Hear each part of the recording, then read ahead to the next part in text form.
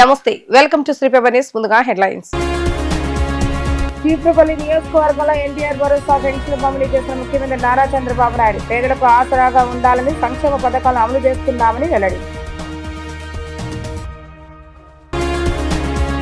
న్యూజెట్ health care ఔషధ పరిశ్రమకు మంత్రి లోకేష్ శంకుస్థాపన. న్యూజెట్ వంటి ప్రతిష్టాత్మక సంస్థ ఆంధ్రప్రదేశ్ కు రావడం శుభసూచకమని వ్యాఖ్య. ఆంధ్రప్రదేశ్ నూతన ప్రభుత్వ ప్రధాన కార్యదర్శిగా బాధ్యతలు స్వీకరించిన సాయి ప్రసాద్. ఆయనకు శుభాకాంక్షలు తెలిపిన పలువురు ఉన్నతాధికారులు.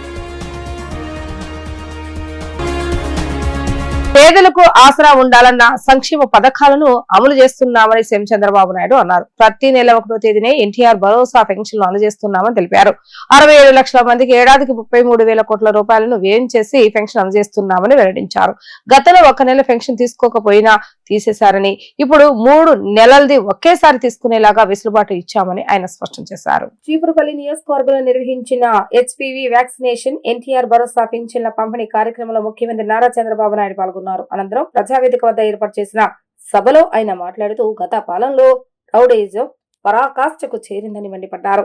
అకారణంగా నన్ను జైల్లో పెట్టారంటే ఇక సామాన్యుల యొక్క పరిస్థితి ఏంటి అంటూ ప్రశ్నించారు. వాళ్ళు అరెస్టు చేసి జైల్లో పెట్టినా నేను కుంగిపోలేదని, ప్రజా పోరాటంలో ఎక్కడ అలసిపోలేదంటూ ఆయన స్పష్టం చేశారు. రాష్ట్రాన్ని బాగు చేయడానికి పవన్ కళ్యాణ్ బీజేపీతో కలిసి కూటమిగా ఏర్పడి సుపరిపాలన అందిస్తున్నామని ఆయన తెలిపారు. ప్రజలు ఇచ్చిన నిర్ణయంతోనే వెంటిలేటర్ పై ఉన్న ఆర్థిక వ్యవస్థను తిరిగి గాడిని పెట్టామని తెలిపారు. గూగుల్, టీసీఎస్, కాగ్నిజెంట్ లాంటి సంస్థలు ఉత్తరాంధ్రకు వస్తున్నాయని, భోగాపురం విమానాశ్రయం కూడా విజయనగరంలో పూర్తి కావస్తుందంటూ స్పష్టం చేశారు. ఉమ్మడి 3 జిల్లాలో ఉపాధి అవకాశాలు మెరుగవుతాయని, గిరిజన యూనివర్సిటీని కూడా త్వరలోనే పూర్తి చేస్తామని హామీ ఇచ్చారు. ఉత్తరాంధ్రలోని తీర ప్రాంతంలో అరుదైన ఖనిజాలు కూడా ఉన్నాయని అన్నారు. ఫ్యాక్టరీలు వస్తే మన దగ్గర యువతకు ఉద్యోగాలు వస్తాయని ఆయన స్పష్టం చేశారు. హెచ్పివి వ్యాక్సిన్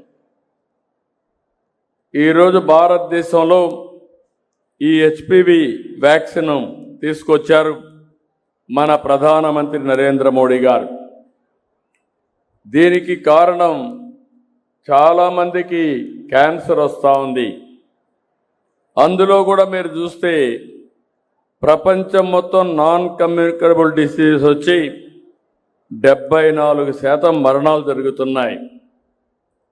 ఇందులో 63% మన దేశంలో ఉన్నాయి. మన దగ్గర ఇంకొంచెం పెరిగి 68% ఉన్నాయి. దీనికోసం ఇంకొక పక్కన మీరు ఒకసారి చూస్తే ఈరోజు క్యాన్సర్లో 2021 ప్రకారం మన దగ్గర 29,379 మంది, 25కు 32,657 మందికి పెరిగే పరిస్థితి వచ్చింది. ఇందులో ఆడవాళ్ళకి ఎక్కువ క్యాన్సర్ వస్తూ ఉంది. ఈ విషయం కూడా మీరు గుర్తుపెట్టుకోవాలి. బ్రెస్ట్, రొమ్ము క్యాన్సర్ కానీ, సర్వైకల్ క్యాన్సర్ కానీ ఎక్కువ మహిళల్లో వస్తుంది. అదే మరి మగవాళ్ళల్లో మిగిలిన వాళ్ళని మీరు చూస్తే నోటి క్యాన్సర్ మగవాళ్ళలో ఎక్కువ వచ్చే పరిస్థితి వస్తూ ఉంది. ఇది చూసిన తర్వాత మన రాష్ట్రంలో మనం సర్వైకల్ క్యాన్సర్ రాష్ట్రంలో ప్రధాన సమస్యగా మారింది. 1,00,000 మందిని టెస్ట్ చేస్తే 15 మంది నుంచి 20 మంది వరకు సర్వైవల్ క్యాన్సర్ వస్తూ ఉంది. ఇది రాకుండా ఉండాలి అంటే ఒక వ్యాక్సిన్ ఇవ్వాలి. ఆ వ్యాక్సిన్ పేరే హెచ్పివి, హ్యూమన్ పాపిలోమా వైరస్. ఈ వ్యాక్సిన్ ఇచ్చే పరిస్థితికి వచ్చాం. ఈ వ్యాక్సిన్కు మామూలుగా అయితే 4,000 రూపాయలు ఖర్చు అవుతుంది. ప్రభుత్వం దీన్ని 400 రూపాయలకు కొని అందరికీ వ్యాక్సిన్ ఇచ్చే బాధ్యత అటు కేంద్రం ఇటు రాష్ట్రం తీసుకున్నామని చెప్పి మీ అందరికీ విజ్ఞప్తి చేస్తున్నా. దీనికి కూడా ఒక ప్రాధాన్యత క్రమంలో తీసుకోవాలని ఎవరైతే 10th class 9th class 10th క్లాసులో ఉండి 14-15 సంవత్సరాల వయసు ఉండే పిల్లలందరికీ ఇవ్వాలని ఫేజ్ 1లో కార్యక్రమం పెట్టుకున్నాం.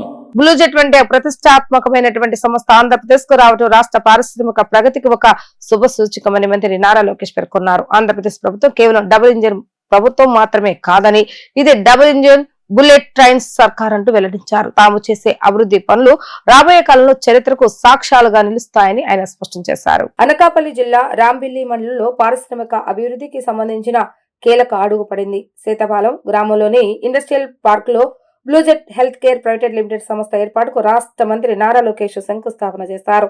ఈ ప్రాజెక్టు రాష్ట్ర పారిశ్రామిక ముఖ చిత్రాన్ని మార్చే దిశగా సాగుతుందని సుమారు 2,300 కోట్ల రూపాయల భారీ పెట్టుబడితో దశల వారీగా ఈ కేంద్రాన్ని అభివృద్ధి చేయనున్నట్లుగా మంత్రి వెల్లడించారు. ఈ భారీ పరిశ్రమ కోసం ప్రభుత్వం 102.48 ఎకరాల భూమిని కేటాయించిందని అన్నారు. ఈ యూనిట్ ద్వారా ప్రత్యక్షంగా మరియు పరోక్షంగా సుమారు 2,000 మందికి ఉపాధి అవకాశాలు లభిస్తాయని అభిప్రాయం వ్యక్తం చేశారు.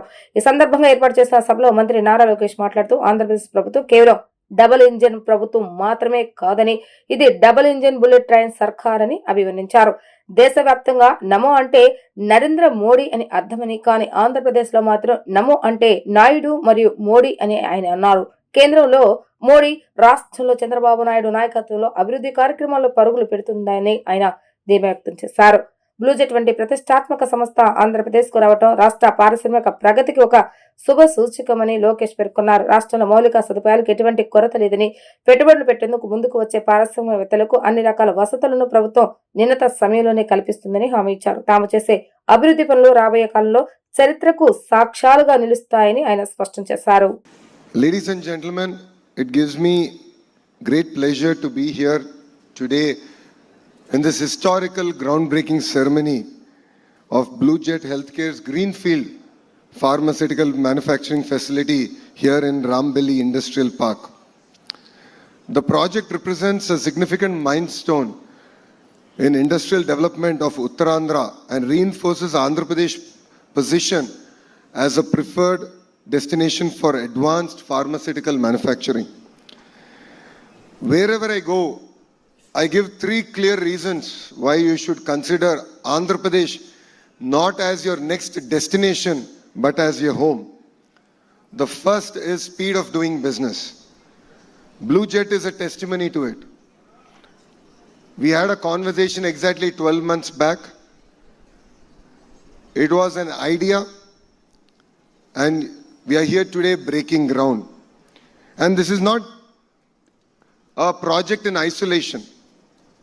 If you look at it, once we shake hands on the way forward, it no longer is your project, it becomes our project.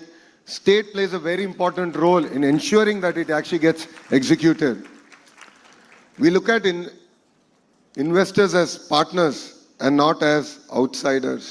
And that is a commitment with which we are here in the state of Andhra Pradesh are able to deliver on the speed of doing business. Andhra Pradesh నూతన ప్రభుత్వ ప్రధాన కార్యదర్శిగా G Sai Prasad బాధ్యతలు చేపట్టారు. ప్రస్తుత CSK విజయానం నుంచి ఆయన బాధ్యతలు స్వీకరించారు. ఈ సందర్భంగా సెక్రటరియట్ లోని పలువురు ఉన్నతాధికారులు, సిబ్బంది కొత్త సిఎస్ కు శుభాకాంక్షలు తెలిపారు. 1991 ఐఎస్ బ్యాచ్ అధికారి సాయి ప్రసాద్ ఉమ్మడి ఏపీలోనే కాకుండా విభజన రాష్ట్రంలోనూ కీలక పదవులు నిర్వహించారు. ఏపీ శాసనసభ శాసనమండలి సభ్యులకు 2 విడత నిర్వహించిన లెజిస్లేటివ్ స్పోర్ట్స్ మీట్ 2026 విజయవంతమైందని సాప్ చైర్మన్ రవినాయుడు వెల్లడించారు. క్రీడలపై ఆసక్తిని కలిగించేలాగా ఏర్పాటు చేసిన స్పోర్ట్స్ మీట్ పై వైసీపీ సోషల్ మీడియా విష ప్రచారం చెబుతుందని ఆగ్రహాన్ని వ్యక్తం చేశారు. వచ్చే ఏడాది ఇంకా గొప్పగా పోటీలు నిర్వహిస్తామని స్పష్టం చేశారు. మంత్రులు, ఎమ్మెల్యేలు ప్రొఫెషనల్ క్రీడాకారులాగా ఆడారని ఆయన తెలిపారు. ఏపీ సాప్ చైర్మన్ రవినాయుడు ఆధ్వర్యంలో ఇందిరాగాంధీ స్టేడియంలో మీడియా సమావేశం జరిగింది. ఈ సమావేశంలో ఆయన మాట్లాడుతూ కూటమి ప్రభుత్వం క్రీడలకు అత్యంత ప్రాధాన్యత ఇస్తుందని అన్నారు. ఈ నేపథ్యంలో క్రీడలపై యువతకు ఆసక్తిని కలిగించేలాగా నిర్వహించిన ఏపీ లెజిస్లేటివ్ స్పోర్ట్స్ మీట్ 2026 విజయవంతమైందని అన్నారు. శాసనసభ్యులు, శాసనమండలి సభ్యులు ప్రొఫెషనల్ క్రీడాకారుల్లాగా పోటీపడి మరీ ఆడారన్నారు. ఈ ఆటల పోటీలో గెలుపొందిన వారికి మార్చి 6వ తేదీన బహుమతులను అందజేస్తామని అన్నారు. ఏపీలో అన్ని రాష్ట్రాల లెజిస్లేటివ్స్ తో పోటీలు నిర్వహించేలాగా ప్రయత్నాలు జరుగుతాయని అన్నారు. 100 కోట్ల రూపాయలతో నూతన స్టేడియాన్ని నిర్మాణానికి కూటమి ప్రభుత్వం సహకరిస్తుందని అన్నారు. లెజిస్లేటివ్ స్పోర్ట్స్ మీట్ పై వైసీపీ సోషల్ మీడియా విష ప్రచారం చేస్తుందని అన్నారు. క్రీడా పోటీలు పెట్టకుండా వైసీపీ 100 కోట్ల రూపాయలు దోచుకుందని అన్నారు. క్రీడాకారులను ప్రోత్సహించే పలు కార్యక్రమాలను చేపట్టామని సందర్భంగా ఆయన వెల్లడించారు. రాష్ట్రంలో క్రీడల అభివృద్ధికి సాప్ చిత్తశుద్ధిగా కృషి చేస్తుందని అన్నారు. ఎలక్ట్రానిక్ అండ్ ప్రింట్ మీడియా వారికి హృదయపూర్వకంగా కృతజ్ఞతలు కూడా తెలియజేసుకుంటున్నాను. ఆంధ్రప్రదేశ్ శాసనసభ శాసన మండలికి సంబంధించిన 2వ విడత అంటే 25లో నిర్వహించాం. ఈ 26వ సంవత్సరం ఏదైతే తలపెట్టామో 3 రోజులు ఊహించిన విధంగా సక్సెస్ అయింది. దానికి మీ సపోర్టు ఎంత చేయాలో దానికి మించి చేశారు. క్రీడలకు మీ మీదున్న ప్రేమను, అభిమానాన్ని మరొకసారి మీడియా మిత్రులు చూపించారు. హృదయపూర్వకంగా ఎలక్ట్రానిక్ అండ్ ప్రింట్ మీడియా వారికి కృతజ్ఞతలు కూడా తెలియజేసుకుంటున్నాం. ఎందుకంటే నేను చూస్తున్నాను ఫీల్డ్లో ఆడిన ప్రతి దాన్ని ప్రజలకు చూపించాలి, క్రీడా రంగాన్ని ప్రోత్సహించాలి. శాసనసభ్యులు అంటే ఒక వ్యక్తి కాదు, 3 లక్షల మందికి ఆ నియోజకవర్గంలో ఒక ప్రతినిధి, మంత్రులు కానీ. దాని తర్వాత ఈరోజు కొంతమంది శాసనసభ్యులకి, మంత్రులకి కొన్ని లక్షల మంది వాళ్ళని అభిమానించే వాళ్ళు ఉన్నారు. వాళ్ళందరికీ వాళ్ళు ఆడడం వల్ల ఈ రాష్ట్రాన్ని క్రీడా ఆంధ్రప్రదేశ్గా మార్చడానికి దోహదపడుతుందనేది మీరు విశ్వసించారు, మేము 2025లో విశ్వసించాం. దానిలో భాగంగానే గౌరవ స్పీకర్ అయ్యన్న పాత్రుడు గారు మమ్మల్ని పిలిచిన తర్వాత మనం శాసనసభ, శాసన మండలి క్రీడా పోటీలు పెట్టాలి. ఎప్పుడో నందమూరి తారక రామారావు గారు ఆ రోజు ప్రారంభించారు, మళ్ళీ కనుమరుగవుతున్నాయి. ఒక మంచి వాతావరణంలో ఈ పోటీలు పెట్టాలన్నప్పుడు గత సంవత్సరం మాకు 5 రోజులు ఉన్న స్పోర్ట్స్ అథారిటీ ఏ ఇబ్బంది లేకుండా చేశాం. ముఖ్యమంత్రి చంద్రబాబు నాయుడు ప్రతిష్టకు భంగం కలిగించేలాగా సామాజిక మాధ్యమాల్లో అసభ్యకరమైనటువంటి పోస్టులు మరియు డీఫేక్ వీడియోలను వ్యాప్తి చేస్తున్న వారిపై చర్యలు తీసుకోవాలని కోరుతూ టీడీపీ నేతలు సేడి విభాగత్వితి రవిశంకర్ అయ్యనార్ కు ఫిర్యాదు చేశారు. వైసీపీ నాయకత్వంలోనే కావాలని కుట్రపూరితంగా ఈ తప్పుడు ప్రచారం చేస్తారని వర్ల రామయ్య, ఎమ్మెల్యే నజీర్ అహ్మద్ తదితరులు ఆరోపించారు. అంతర్జాతీయంగా సంచలనం సృష్టించిన అంశాలను చంద్రబాబు నాయుడుకు ఆపాదిస్తూ సమాజంలో శాంతి భద్రతకు విఘాతం కలిగించేలాగా వ్యవహరిస్తున్న వారిపై సమగ్ర విచారణను జరిపి కఠిన చర్యలు తీసుకోవాలంటూ వారు డిమాండ్ చేశారు. ముఖ్యమంత్రి నారా చంద్రబాబు నాయుడు ప్రతిష్టకు భంగం కలిగించేలాగా, ఆయన వ్యక్తిత్వ హననానికి పాల్పడేలాగా సోషల్ మీడియాలో కుట్రపూరితంగా అసభ్యకర పోస్టులు వ్యాప్తి చేస్తున్న వారిపై చర్యలు తీసుకోవాలని టీడీపీ నేతలు సిఐడికి ఫిర్యాదు చేశారు. మంగళగిరిలోని సిఐడి ప్రధాన కార్యాలయంలో విభాగాధిపతి రవిశంకర్ అయ్యన్నార్ ను కలిసిన వర్ల రామయ్య, ఎమ్మెల్యే నజీర్ అహ్మద్, అశోక్ బాబు తదితరులు ఈ మేరకు ఆయనకు వినతి పత్రాన్ని అందజేశారు. వైసీపీ అధినేత జగన్, సజ్జల రామకృష్ణుల నాయకత్వంలోనే ఈ వ్యవస్థీకృత కుట్ర జరుగుతుందని వారు ఆరోపించారు. ముఖ్యంగా డీఫేక్ సాంకేతికతను ఉపయోగించి అంతర్జాతీయంగా సంచలనం సృష్టించిన ఎప్స్టీన్ ఫైల్స్ తరహాలో తప్పుడు పోస్టులు సృష్టించి చంద్రబాబు నాయుడుకు ఆపాదిస్తున్నారని ఫిర్యాదులో పేర్కొన్నారు. అనంతరం మీడియాతో మాట్లాడిన వర్ల రామయ్య, ఉనికిలో లేని కేసు నెంబర్లను సృష్టించి చంద్రబాబు నాయుడును అనుమానితుడిగా చూపించే ప్రయత్నం చేయడం జగన్ దిగజారు రాజకీయాలకు నిదర్శనమని మండిపడ్డారు.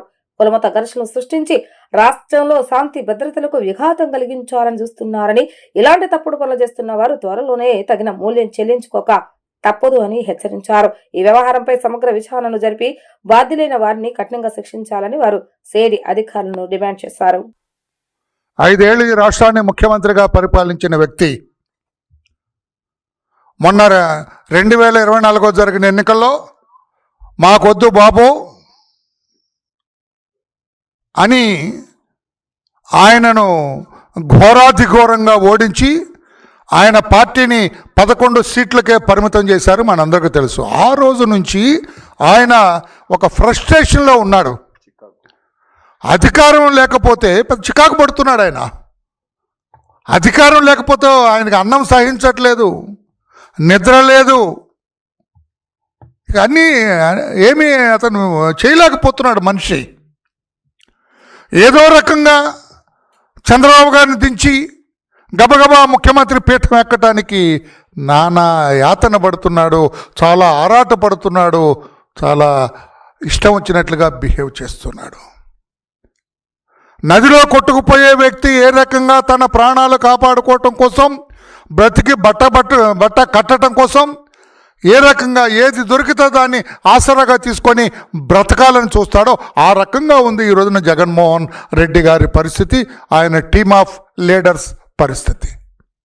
లేకపోతే ఎంత దరిద్రం ఏంటండి? వైసీపీ అంటేనే కుట్రలు, కుతంత్రాలకు కేర్ ఆఫ్ అడ్రస్ అని మాజీ మంత్రి పీతల సుజాత తీవ్ర స్థాయిలో ధ్వజమెత్తారు.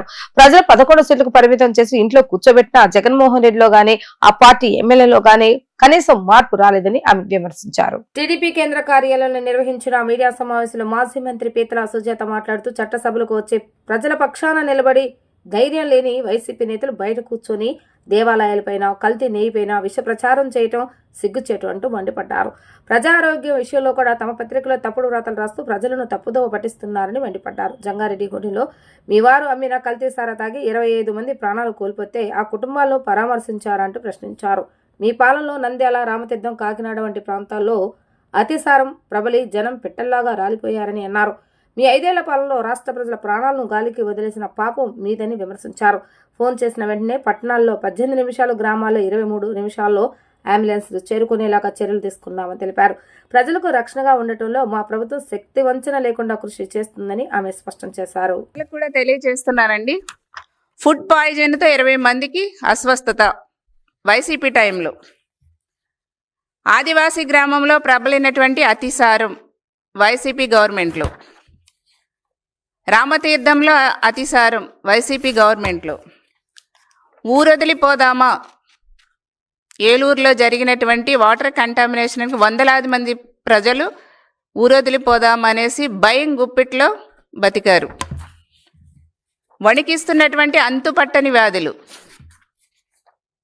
కాకినాడలో అతిసారం, విస్తరిస్తున్నటువంటి అతిసారం. ఇలా మొత్తం రాష్ట్రంలో ప్రతి జిల్లాలో చాలా ఉన్నాయండి, చాలా ఉన్నాయి. రాజమండ్రిలో అప్పటి ఎంపీ గారిని ప్రజలు కూడా నిలదీసినటువంటి పరిస్థితి మనం చూసాం. అప్పుడు ఎంపీ భరత్ గారిని ప్రజలు నిలదీశారు. మాకు చీరలు వద్దు, ఏమీ వద్దు, కనీసం తాగటానికి మంచినీళ్ళు ఇవ్వండి మహాప్రభు అని వేడుకున్నటువంటి పరిస్థితి చూసాం. ఇట్లాంటివన్నీ కూడా వైసీపీ గవర్నమెంట్లో ప్రజలు చూశారు. ఈ రోజున జగన్మోహన్ రెడ్డి గారు దెయ్యాలు వేదాలు వల్లిస్తున్నట్లుగా ఈ రోజున మాట్లాడటం అనేది కరెక్ట్ కాదు. వైసీపీ టైంలో ఇన్ని ఘోరాలు, ఇన్ని దారుణాలు రాష్ట్రంలో జరుగుతుంటే ఏం చేశారు ముఖ్యమంత్రిగా ఉండి జగన్ గారు? మీరు అసలు పట్టించుకున్నారా? కింద స్థాయి వరకు ఎక్కడైనా అలర్ట్ చేశారా? అధికారులను అలర్ట్ చేశారా? మీరు ఏ ఇంటికైనా వెళ్ళి కనీసం వాళ్ళకి ధైర్యాన్ని ఇచ్చారా? వాళ్ళని పరామర్శ చేశారా?